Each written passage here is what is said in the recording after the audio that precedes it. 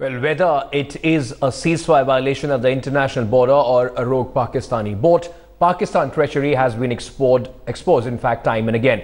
Headlines Today exclusive report has nailed Pakistan's doublespeak when it comes down to crack down on terror. Was the Pakistan army in touch with the men on board the rogue boat? That was the question, and what followed was a fierce debate. Take a look.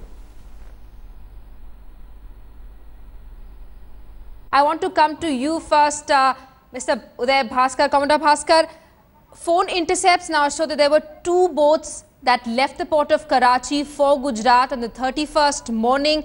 We've also now been able to access intercepts that show that the Pakistani army and the Pakistani Maritime Agency were in touch with these two boats. What do you make of these developments?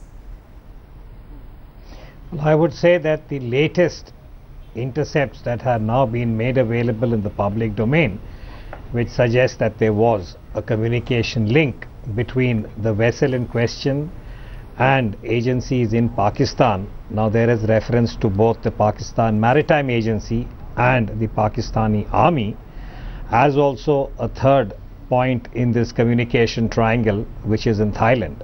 So I think prima facie, based on these inputs, one could make the conclusion or the conjecture that this was not any suspicious boat that was engaged just in illicit activity, whether it was smuggling or cargo that should not have been on board, but perhaps part of something larger.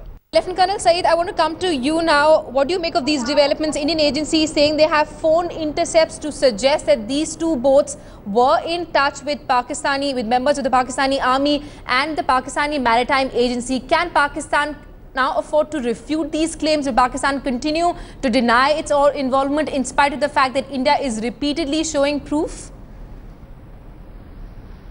This is very unfortunate that whatever is happening these days, that is being portrayed as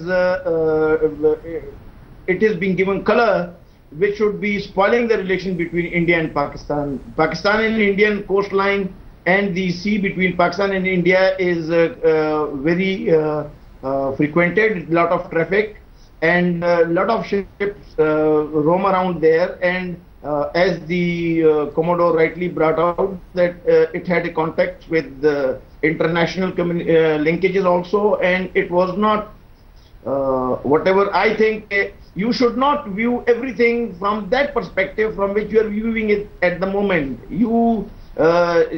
Everything that is happening between India and Pakistan should not be considered that Pakistan is trying to interfere or penetrate or intrude into India. That is not